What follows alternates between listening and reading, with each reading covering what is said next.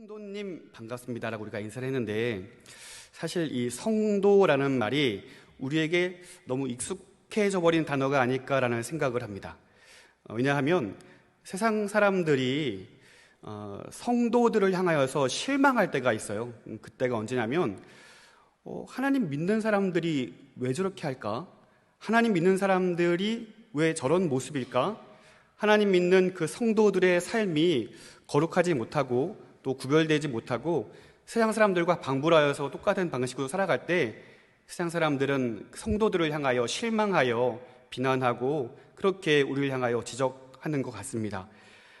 안 믿는 사람이나 믿는 사람이나 다 똑같구나 하여 실망하는 것이죠. 하나님을 믿는 모든 사람들에게 공통적으로 붙여진 이름이 있다면 바로 이 성도라는 이름일 거예요. 구구사전을 찾아봤어요. 성도 했더니 거룩한 무리들, 그러면서 옆에 뭐라고 써 있냐면요, 기독교인을 일컬어 하는 말, 이렇게 돼 있더라고요. 그러니까 기독교인들 하면 누구예요? 성도라는 것입니다. 그래서 우리 모든 성도님들은 이와 같은 열망이 있을 거예요. 거룩하길 원한다. 하나님처럼 나도 거룩한 삶을 살고 싶다. 이러한 열망들이 다 있지만 우리의 마음은 원이지만 우리의 육신이 연약하여서 때로는 넘어지고 세상 사람들과 똑같은 방식으로 살아가고 하나님이 없는 사람처럼 행동할 때도 참 많이 있는 것을 우리는 보게 됩니다. 그래서 우린 이와 같은 전제를 늘 마음 가운데 기억하고 있어요. 교회 다니는 사람은 착하게 살아야 하고, 내가 교회 다니기 때문에, 신자이기 때문에 나는 거룩해야 돼. 이러한 전제는 늘 마음에 품고 있지만 실제적인 우리의 삶에서는 이것이 잘 실행되지 않는다는 것이죠. 어떻게 하면 거룩한 삶을 살 수 있을까? 어쩌면 이 질문이 너무나 당연해서 나는 왜 거룩한 삶을 살아야 될까? 이러한 질문에 대해서 진지하게 고민하지 않은 채 마치 습관처럼 교회에 나가고 예배를 드리고 나는 왜 거룩한 삶을 살아야 될까라는 진지한 고민 없이 익숙한 나머지 그러한 신앙생활을 하게 된다면 이와 같은 질문, 또 이와 같은 마음의 원함은 마치 구호만 외치는 실천 없는 그런 허황된 삶이 될 수도 있겠다라는 경계를 가져보게 됩니다. 여러분, 그동안 세 번의 말씀을 통해서 성전신학에 대한 말씀을 나눴는데요, 오늘은 성전신학 네 번째 시간으로 우리는 왜 거룩한 삶을 살아야 될까라는 질문에 답을 발견하게 되는 귀한 은혜의 시간이 되기를 간절히 소원합니다. 우리는 왜 거룩한 삶을 살아야 될까요? 거룩한 삶의 이유, 그 첫 번째는 성도는 하나님의 권속이기 때문입니다. 우리 본문 19절 말씀 한번 보실까요? 제가 읽어보겠습니다. 그러므로 이제부터 너희는 외인도 아니요 나그네도 아니요 오직 성도들과 동일한 시민이요 하나님의 권속이라. 아멘. 거룩한 삶을 살아야 되는 그 첫 번째 이유는 우리가 하나님의 권속이기 때문에 그렇습니다. 권속이라는 말 요즘 우리가 잘 사용하지 않는 단어예요. 그런데 국어사전 보니까 이 권속이라는 말은 이렇게 적혀 있습니다. 한 집에서 거느리고 사는 식구, 쉽게 설명하면 가족입니다. 우리가 거룩한 삶을 살아야 되는 그 이유는 우리가 하나님의 가족이기 때문에 그렇습니다. 우리가 하나님의 아들이요 하나님의 딸이기 때문에 그렇습니다. 그러므로 우리는 하나님의 모습답게 거룩한 삶을 살아야 된다라는 것이죠. 그런데요, 이 말, 내가 하나님의 권속이다, 내가 하나님의 자녀이다, 내가 하나님의 아들이요 하나님의 딸이다, 이 말이 여러분에게 어떤 의미로 다가오십니까? 내가 하나님의 아들이라는 말이, 내가 하나님의 딸이라는 말이 여러분에게는 어떤 의미이십니까? 앞서 말씀드린 것처럼 너무 익숙해져 버린 나머지 이 말에 우리가 어떤 기대함도, 어떤 뿌듯함도, 어떤 자신감도 누리지 못하게 되어버린 건 아닐까 모르겠습니다. 사진 하나 준비했는데요, 되게 화려하죠. 색깔이 아름다워 보이시나요? 저 사진은 2014년 6월 달에 이탈리아 해안경비대에 의해서 발견된 난민들의 배의 모습입니다. 수십 년 동안 계속된 분쟁과 불안정 때문에 수백만 명의 사람들이 저와 같은 위험한 항해를 한다는 거예요. 수십 킬로, 아니 수백 킬로미터에 달하는 그 먼 거리를 안전한 배도 아니에요. 저는 지금 저 상태에 폭우가 치고 파도가 높이 일면 어떻게 될까 걱정이 되더라고요. 과연 목적지에 몇 명이나 도착할 수 있을까? 이러한 생각이 들더라고요. 실제로 저 위험한 항해는 상당히 많은 사람들의 죽음을 가져옵니다. 저들이 그 위험한 항해를 뚫고 어떤 목적지에 도달했을 때에 그 땅의 사람들은 저들을 환영해 주지 않습니다. 아니, 저들을 환영해 주는 나라는 그리 많지 않을 것입니다. 왜냐하면 그들이 아무리 힘겹게 그 땅에 도착했다 할지라도 저들은 그 땅의 권속, 그 땅의 식구들이 아니기 때문에 그렇습니다.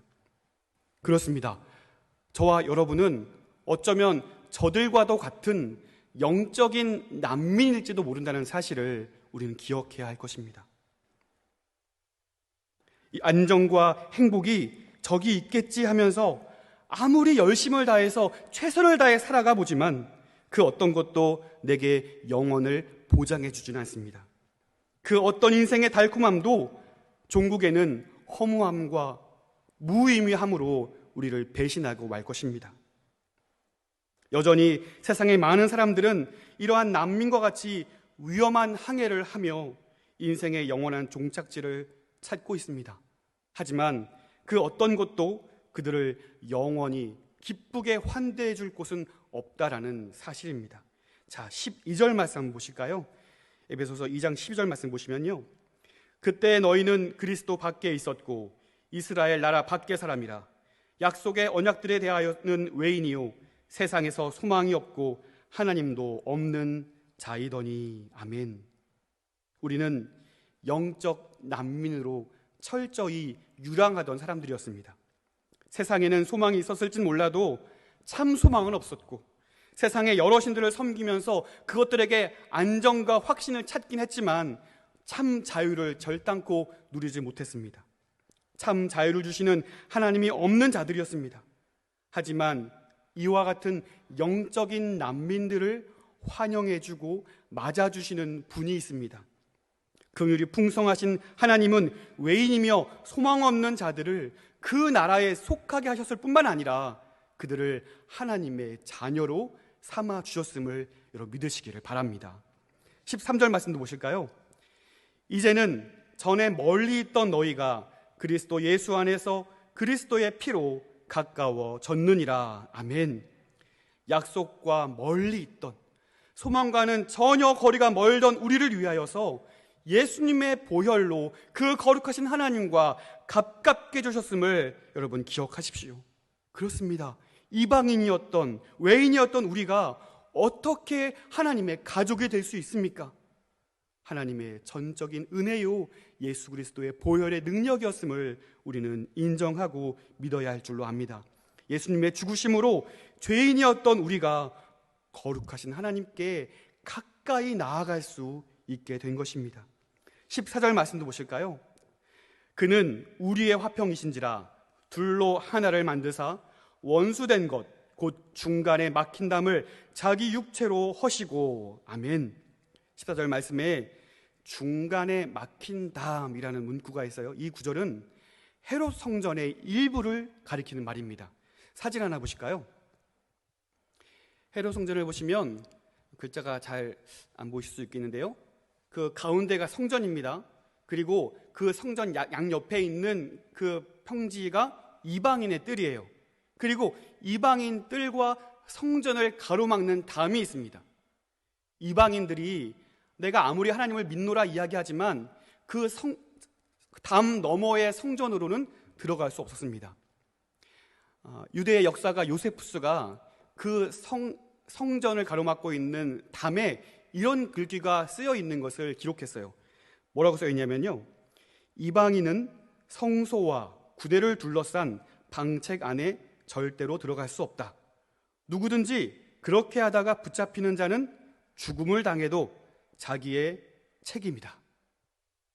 예수님께서 중간에 막힌 담을 허시고, 이 말은 어떤 의미냐면 먼저는 예수님의 죽으심으로 외인이었던 이방인과 유대인의 화평을 가져오셨다라는 것입니다. 하나님을 믿는다 하여도 이방인이라면 결단코 들어갈 수 없었던 그 성전에 예수님의 죽으심으로 나아갈 길이 열리게 된 것입니다. 유대인만의 하나님이 아니요 모든 이의 하나님이 이 사건을 통하여 선포되고 있는 것입니다. 다른 한편으로는 예수님의 죽으심으로 인하여 죄인인 인간과 거룩하신 하나님 사이에 화평을 가져오셨다는 것입니다. 성전 안에 들어가서 지성소로 나아갈 수 있는 그 휘장이 예수님의 죽으심으로 찢어짐으로 하나님과 인간 사이를 견고하게 막고 있었던 그 담이 완전하게 허물어짐으로써 죄인인 인간이 하나님께 나아갈 수 있는 길, 그 화평의 길이 열리게 되었다는 사실입니다.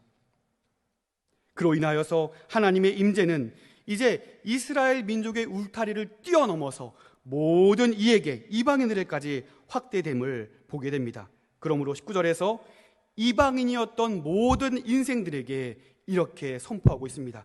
우리 19절 말씀은 한 목소리로 한번 읽어보겠습니다. 19절입니다. 그러므로 이제부터 너희는 외인도 아니요 나그네도 아니요 오직 성도들과 동일한 시민이요 하나님의 권속이라. 아멘.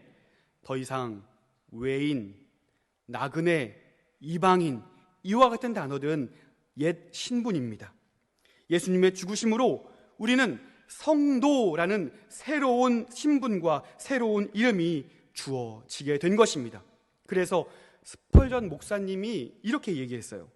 하나님의 주권적인 은혜는 손님들을 아들들이 되게 할 수 있다. 모든 신자는 하나님 나라의 가족임을 믿으시기를 바랍니다. 예수님을 믿는 모든 하나님의 백성들은 그들이 하나님의 아들이요 하나님의 딸임을 여러분 기억하시기를 바랍니다. 예수님께서 하나님께 나아갈 수 있는 길을 활짝 열어놓으시기 위하여 예수 그리스도의 육신을 죽으심으로 이 모든 장벽이 허물어지게 된 것입니다.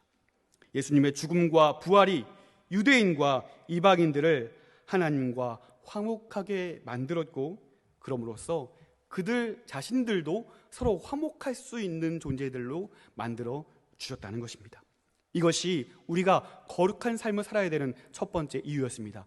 두 번째, 거룩한 삶의 이유는요, 성도는 하나님이 임재하시는 성전이기 때문입니다. 우리 본문의 말씀 20절부터 22절 세 구절인데요, 이 구절도 우리 함께 한 목소리로 읽어보겠습니다.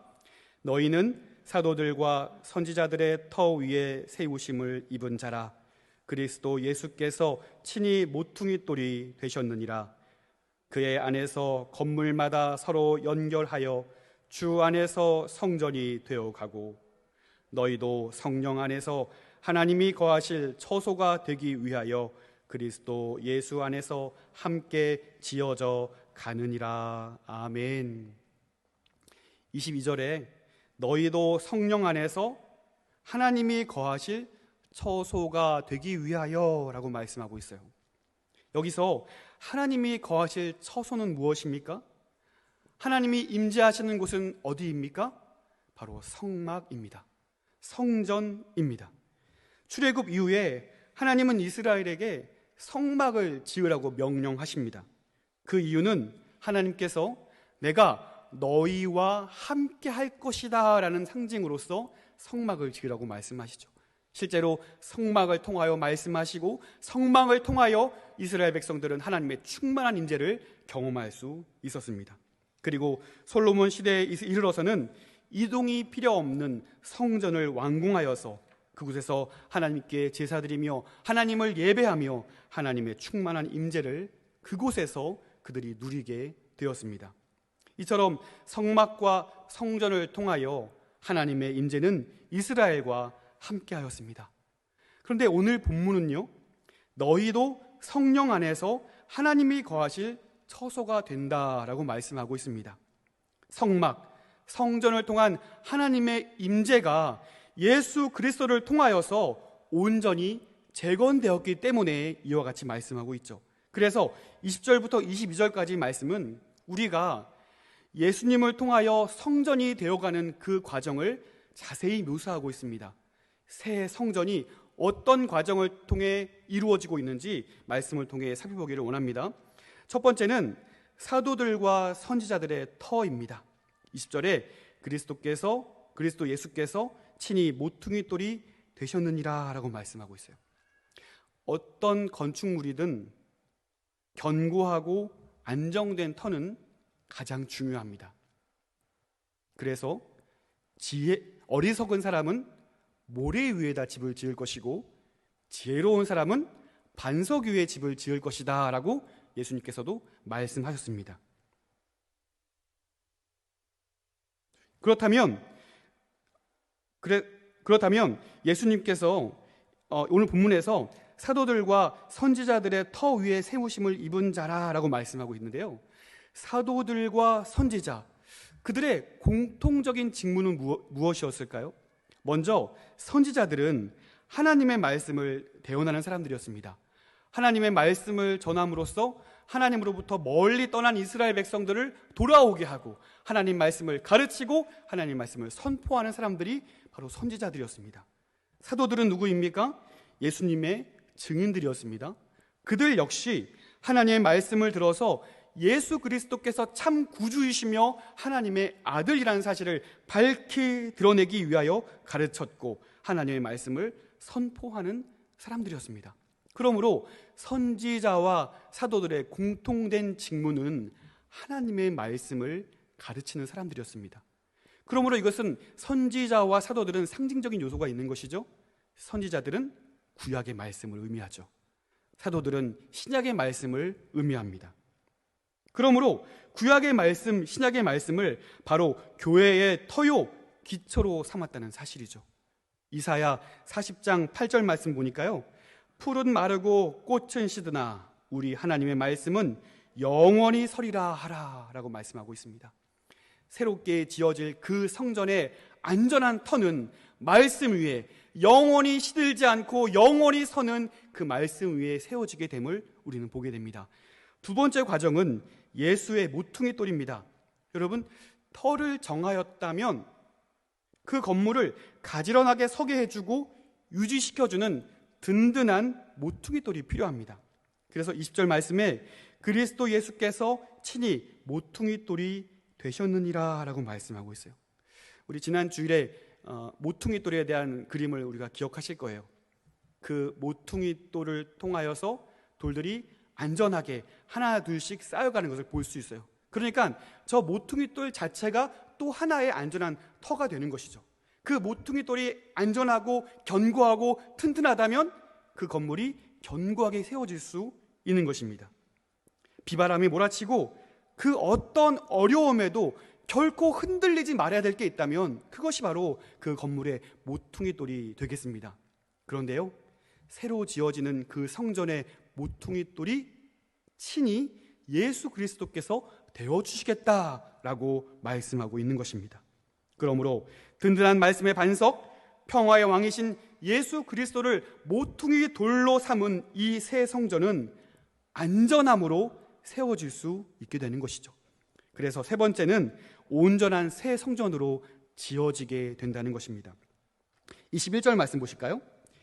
그의 안에서 건물마다 서로 연결하여 주 안에서 성전이 되어가고. 아멘. 견고한 모퉁이 돌을 중심으로 벽돌들이 하나하나 쌓여갑니다. 그 벽돌들은 서로를 의지한 채로, 이전에는 흩어져 있던 각자의 벽돌이었지만 이제 그들은 하나가 되어서 서로를 의지한 채로 온전한 새 성전으로, 안전한 건물로 지어져 간다는 것입니다. 사랑하는 성도 여러분, 그래서 교회는 결코 망하지 않는다는 사실을 여러분 기억하시기를 바랍니다. 하나님은 여전히 영적인 난민들을 하나님의 자녀로 삼으시고 예수를 모퉁이 돌로 한 이 성전을 지금도 끊임없이 연결해 나아가고 계시기 때문에 그렇습니다. 우리 역시 흩어져 있던 영적 난민들이었으나 하나님께서 우리를 부르시고 성전의 일부로 연결된 건물로 우리를 불러주셨음을 여러분 믿으시기를 바랍니다. 22절 말씀 우리 한 목소리로 읽어보도록 합니다. 22절입니다. 너희도 성령 안에서 하나님이 거하실 처소가 되기 위하여 그리스도 예수 안에서 함께 지어져 가느니라. 아멘. 아멘. 여기서 사도 바울은요, 너희들도 그 구조물에 끼워져 가는 하나의 돌들이라고 말하고 있어요. 그런데 이 본문에서 가리키고 있는 너희는요, 사실은 이방인들을 지칭하고 있죠. 이방인들을 가리키고 있습니다. 앞에서 설명한 것처럼 예루살렘 성전은 오직 유대인들만을 위한 건축물이었습니다. 유대인들만이 그 성전에 들어가 하나님께 온전히 제사할 수 있었습니다. 하지만 이제 이방인들도 허용될 뿐만 아니라 그들 자신이 하나님의 성전을 구성하는 한 요소가 되었다는 사실이에요. 자격 없는 자들이 이제 하나님을 예배할 수 있는 거룩한 신분이 되었다는 사실을 오늘 말씀을 통하여 우리는 분명히 볼 수 있게 되는 것입니다. 사랑하는 성도 여러분, 하나님께서 자격 없는 우리를 부르셔서, 자격 없는 외인이요 이방인이었던 우리를 부르셔서 하나님을 예배할 수 있도록, 하나님의 충만한 임재를 경험할 수 있는 그 놀라운 은혜를 주셨음을 여러분 기뻐할 수 있고 기억할 수 있는 저와 여러분이 되시기를 간절히 소원합니다. 이처럼 성전을 통한 하나님의 임재는 이제 예수 그리스도를 통하여서 온전히 재건되게 됩니다. 즉 예수 그리스도의 죽으심과 부활로 인하여서 이제 예수 그리스도를 믿는 자들에게 이 충만한 하나님의 임재가 허락된다는 사실입니다.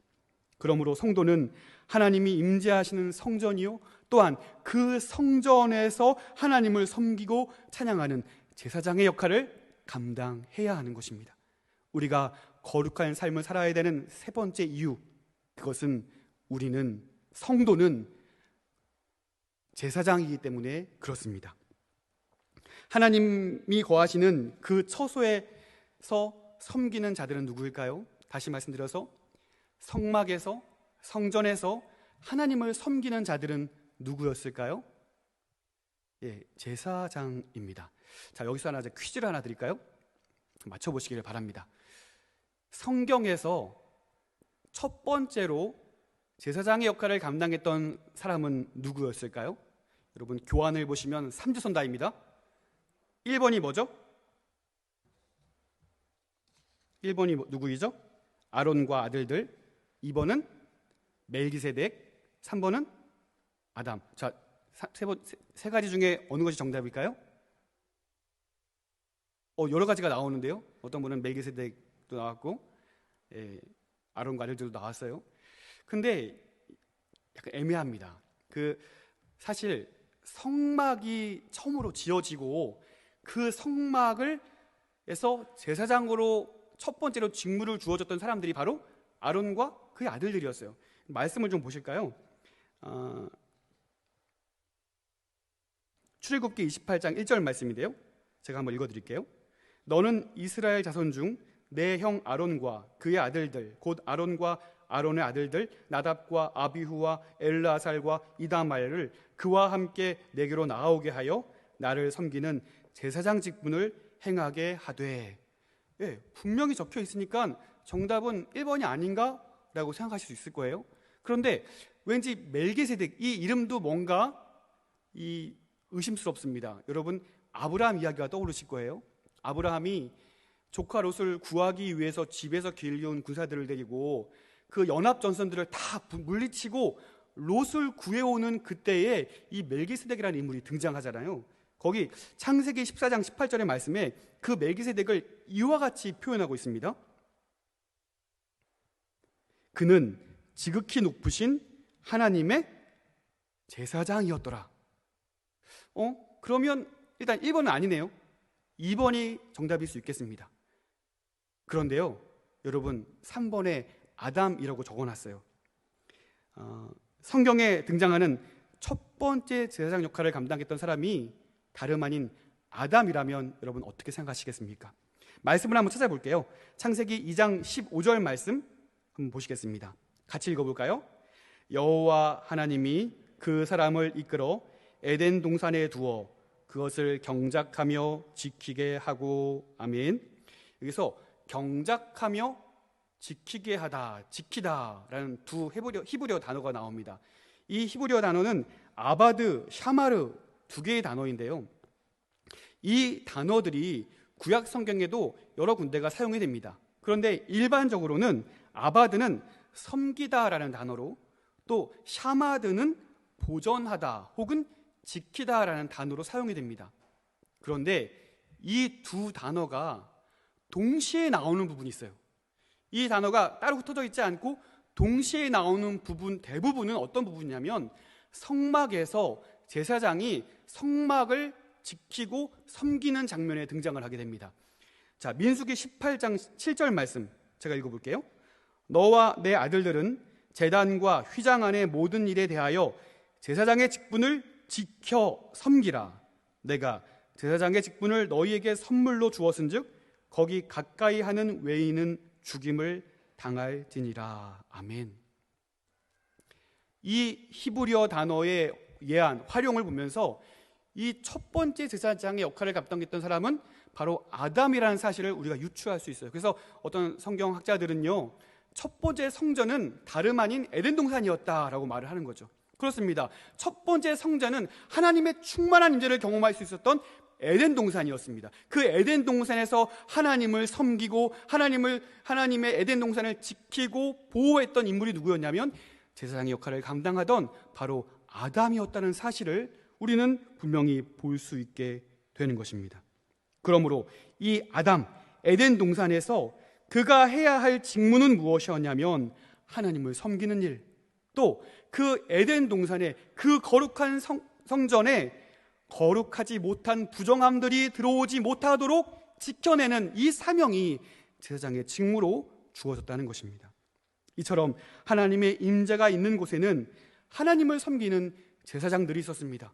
시내산에서 모세가 그러했습니다. 성막과 성전에서 하나님을 섬기며 거룩함을 지키던 제사장들이 그 역할을 감당했습니다. 그렇다면 오늘날 하나님이 거하실 그 처소에 섬기는 제사장은 누가 되어야 할까요? 베드로전서 2장 4절과 5절 말씀 우리 한 목소리로 읽어보도록 하겠습니다. 사람에게는 버림바가 되었으나 하나님께는 택하심을 입은 보배로운 산돌이신 예수께 나아가 너희도 산돌같이 신령한 집으로 세워지고 예수 그리스도로 말미암아 하나님이 기쁘게 받으실 신령한 제사를 드릴 거룩한 제사장이 될지니라. 아멘. 죽음을 이기시고 부활하신 산돌이신 예수께 나아가 구원받은 자들을 가리켜 거룩한 제사장이 될 것이다 라고 말씀하고 있습니다. 오늘 본문에서도 22절에서도 너희도 성령 안에서 하나님이 거하실 처소가 되기 위하여 그리스도 예수 안에서 함께 지어져 가느니라 라고 말씀하고 있습니다. 여러분은 어떻게 하나님의 임재를 경험하게 되셨나요? 말씀과 같이 예수님께 나아가 그분을 나의 구주요 하나님의 아들로 믿음으로써 하나님의 임재를 경험하게 되는 것이죠. 그 다음에는 하나님의 성령이 내 안에 내주하심으로써 하나님의 거룩한 임재를 우리가 날마다 경험할 수 있게 되는 것입니다. 하나님께서 성막과 성전에 거하시던 것 같은 똑같은 방식으로 우리와 함께 거주하며 우리에게 하나님의 임재를 나타내 주시는 것입니다. 그러므로 성전이며 제사장인 성도는 구약의 제사장들과 같이 하나님을 섬기며 또 제사장으로서 부정함이 들어오지 못하도록 거룩함을 지켜내는 사명이 우리에게 주어진다는 사실을 여러분 기억하시기를 바랍니다. 그래서 제사장의 의복 중에 머리에 쓰는 관에 이러한 글귀가 있어요. 여호와께 성결. 그림을 하나 보실까요? 제사장들이 쓰는 그 머리의 관에 저와 같은 금패에 여호와께 성결이라고 적혀 있는 거예요. 출애굽기 29장 38절 말씀을 제가 읽어드리겠습니다. 이 패를 아론의 이마에 두어 그가 이스라엘 자손이 거룩하게 드리는 성물과 관련된 죄책을 담당하게 하라. 그 패가 아론의 이마에 늘 있으므로 그 성물을 여호와께서 받으시게 되리라. 아멘. 사랑하는 성도 여러분, 이 시대의 제사장인 우리 성도 여러분, 하나님은 우리에게 구약의 제사장들과 같은 직무를, 그 거룩을 우리에게 요구하신다는 사실을 여러분 기억하시기를 바랍니다. 나의 이마에 여호와께 성결이라는 그 글귀가 늘 있기를 간절히 소원합니다. 그와 같은 성결한 삶을 하나님은 거룩한 제사로 받아주심을 또한 여러분 믿으시기를 바랍니다. 그렇다면 제사장의 사명을 이루기 위한 방법은 무엇인가요? 우리가 거룩한 삶을 살기 원하고 또 우리 말씀처럼 거룩한 삶을 살기 위한 이유들로 내가 하나님의 자녀인 것과 내가 성전인 것과 내가 그 성전의 제사장인 걸 알았는데, 그렇다면 우리가 어떻게 거룩한 삶을 살 수 있을까에 대한 답을 오늘 우리가 또 생각해 볼 수 있기를 원합니다. 다시 아담 이야기를 해보려고 합니다. 아담은 타락하기 이전에 늘 하나님의 충만한 임재를 누렸어요. 친구가 친구를 대하는 것처럼 하나님께서 말씀하시고 그 말씀을 듣고 하나님의 충만한 임재 가운데 늘 기쁨을 누렸던 사람이 바로 아담이었습니다. 그렇다면 어떻게 아담은 그 하나님의 충만한 임재를 누릴 수 있었을까 하는 것입니다. 그것은 거룩한 말로, 같은 말로 거룩한 삶을 유지했다는 것입니다. 우리 본문 20절 말씀에 사도들과 선지자들의 터 위에 세우심을 입은 자라라고 말씀하고 있어요.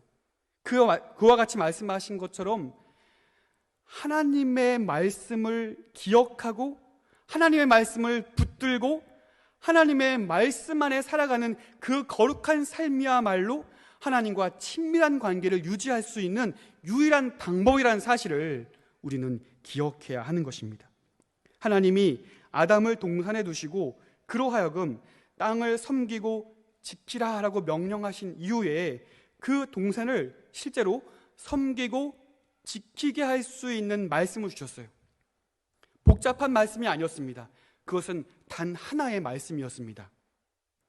동산 각종 나무의 열매는 임의로 먹되 선악을 알게 하는 나무의 열매는 먹지 말라.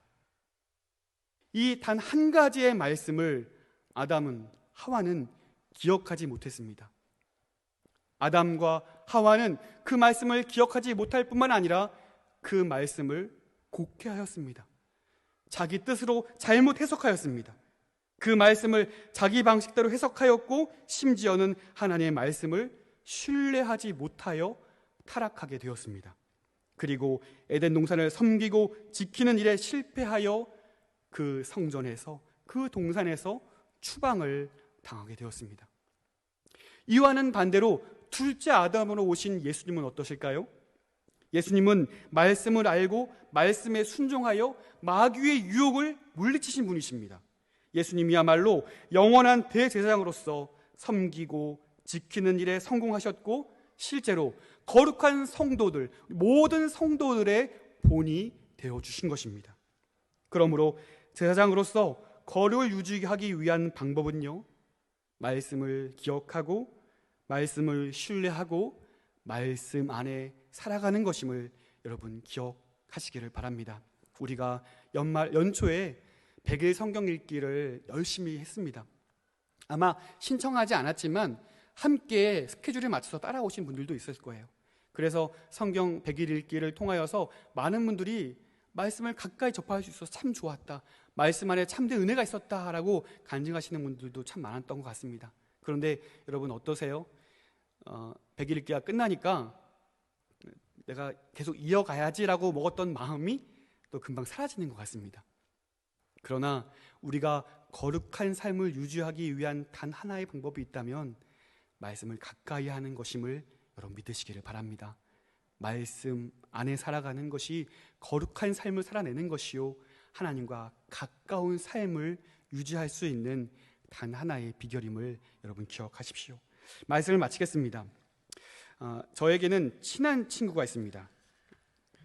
근데 뭐 이제 우리가 나이가 있다 보니 살다 보니 가까이 자주 만나지는 못해요. 오랜만에, 이것도 한 몇 년 전이에요. 오랜만에 만났습니다. 그런데 제가 알던 친구의 모습이 아니더라고요. 살이 이만큼 쪄가지고 제가 걱정돼서 이렇게 얘기했어요. 너 그러다 죽는다. 너 큰일 난다. 이렇게 얘기를 했습니다. 그런데 제가 아주 걱정스러워서 혼신의 힘을 담아서 한 그 말을 전혀 귀뚱으로도 듣지 않고 햄버거 세트를 시켜 먹었습니다. 그리고 몇 년 후에 또다시 그 친구를 만났어요. 그런데 전혀 몰라볼 정도로 아주 날씬해져 있더라고요. 제 말을 들은 게 아니라 병원에 갔는데 어떤 진단을 받았냐면 당뇨병 진단을 받은 거예요. 저랑 친구입니다. 그런데 당뇨병 진단을 받고 그가 그날 결심하기로 내가 1시간 매일 걷는다. 그리고 적응이 되면 뛴다. 실제로 그렇게 몇 년 동안 그러한 삶을 유지했고 실제적으로 아주 보기와는 다르게 슬림해졌고 이전에는 누릴 수 없었던 많은 기쁨들을 누리고 있더라고요. 저하고는 비교 안 될 정도로 날씬해졌어요. 왜 살을 빼야 되는가 그 이유를, 그 동기를 분명히 발견하게 되니까 실제로 이전에는 경험할 수 없던 기쁨들을 그 친구가 누리게 되더라고요. 내가 왜 거룩한 삶을 살아야 되는가? 마찬가지로 그와 같은 그 정확한 이유를 발견할 수 있다면 우리는 더욱 거룩의 삶으로 가까워지게 될 줄로 믿습니다. 성도는 왜 거룩한 삶을 살아야 하는가? 분명한 답을 가지고 있을 때 우리는 거룩한 삶의 실천으로 나아갈 수 있게 되는 것입니다. 비록 우리의 연약함으로 오늘 실패하여 넘어지고 거룩과는 거리가 먼 삶을 산다 할지라도 다시 일어나서 내가 하나님의 권속이요 하나님의 자녀라는 것을 기억하게 될 때 내 안에 하나님의 충만한 임재가 있는, 하나님을 모시고 있는 성전임을 기억할 때 내가 그 성전에서 하나님만을 섬기고 모든 부정함이 틈타지 못하도록 거룩을 지켜내야 하는 사명을 가진 제사장임을 기억할 때에 우리는 거룩한 삶을 살아낼 수 있을 줄로 믿습니다. 우리 교환의 마지막 말씀을 함께 읽고 마치도록 하겠습니다. 성도는 왜 거룩한 삶을 살아가야 하는가? 함께 읽겠습니다. 나는 하나님의 권속이요 하나님의 자녀입니다.